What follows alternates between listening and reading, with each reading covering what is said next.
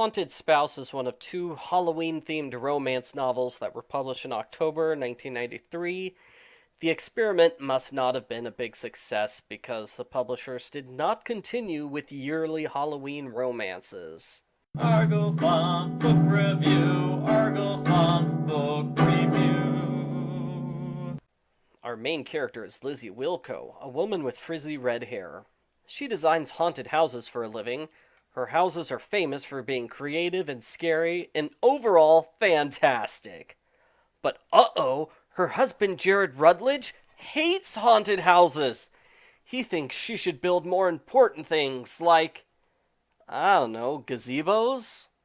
The two of them fought over haunted houses so much, she divorced him and ran away to Houston. It's 3 years later. Jared broke his leg, so now he wants to raise money for a clinic. Get this! The kids there want to make a haunted house! Jared hates haunted houses! Specifically, they want one of Lizzy's houses! Oh no! Jared's forced to call his ex-wife and ask her for haunted house help.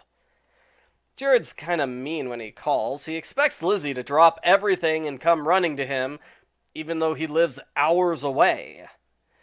She tries explaining it's her busiest month of the year, and she normally puts weeks of planning into her projects. Jared doesn't really care, because he still doesn't think haunted houses count as real architecture. Lizzy goes all the way to Dallas to check out Jared's haunted house. She's emotional when she sees him again. The meeting goes well, until he asks her why she doesn't use her talents on designing important houses. Lizzy's so offended she gets in her car and leaves. Jared is forced to send a bunch of candy and balloons as an apology until she agrees to meet with him again. She says he needs to stop with the insults and verbal abuse, while he says she needs to stop having childish tantrums. Jared calling her a child counts as an insult. Jared says his rich parents are having a fundraiser tonight at 7:30. He forces her to make a bunch of last-minute sketches for this event, and he orders her not to embarrass him. It turns out this is a trick. He purposely ordered her not to embarrass him because he knew that was the only way to make certain she would show up. Very sneaky, Jared. I wish his other insults had similar motivations behind them, but no, this is the only insult that's somewhat nice. The fundraiser introduces another character, Helen Travis. She's a stuck-up, perfect rich girl who hates Lizzy. She's always trying to steal Jared away. It took less than an hour after the divorce before she showed up at Jared's house to comfort him. Now they're engaged. Helen warns Lizzy not to interfere with their engagement. She openly admits she doesn't love Jared. Marrying him is just a good career move for both of them. Jared has a similar lack of feelings for Helen. Lizzy gives Jared a passionate goodbye kiss to show him what real love is like. They start to get closer after that. Jared and Lizzy fight over the haunted house designs multiple times. When she gets sick for a while, he morphs into nice Jared, who takes care of all her business problems. Lizzy goes through the haunted house only to come across Helen in a passionate embrace with one of the carpenters. Helen confesses she truly loves the carpenter and doesn't know what to do. Helen breaks off her engagement with Jared. The first thing he does afterwards is kiss Lizzy passionately. He sure got over Helen fast. It looks like the two of them will get back together, but then they fight over why they broke up. Lizzy notices some of the walls of the haunted house are in bad shape. Jared and Lizzy both accuse each other of changing the building plans and sabotaging the project. Lizzy does an interview with one of the news reporters from Harlequin 3341, which was written by the same author.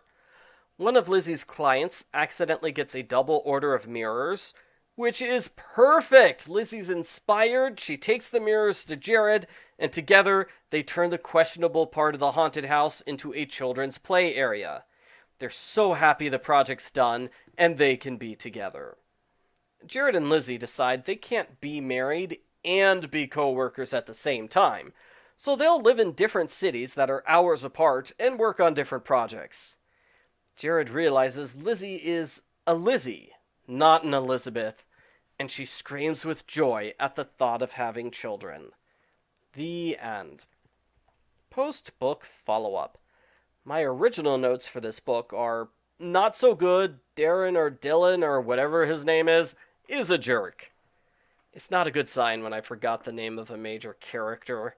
The book didn't do a good enough job of convincing me that Jared and Lizzy are a good couple, and I have serious doubts about the ending, where they decide to get married and avoid each other most of the time. That does not sound like true love to me.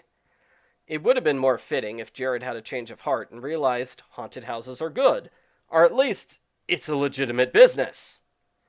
I liked Lizzie's two assistants, and I think Helen worked well as the antagonist who tries to keep the two heroes apart. I'd say it's one of those romance stories where the antagonist and the comedy relief were better than the two leads. Overall, I didn't like it much. The book could have been a lot worse, but as an attempt to mix romance novels with Halloween, I'd say it's not a success. I can see why they did not follow up this book with more Halloween romances. I give Harlequin number 3284 Haunted Spouse a 3 out of 10.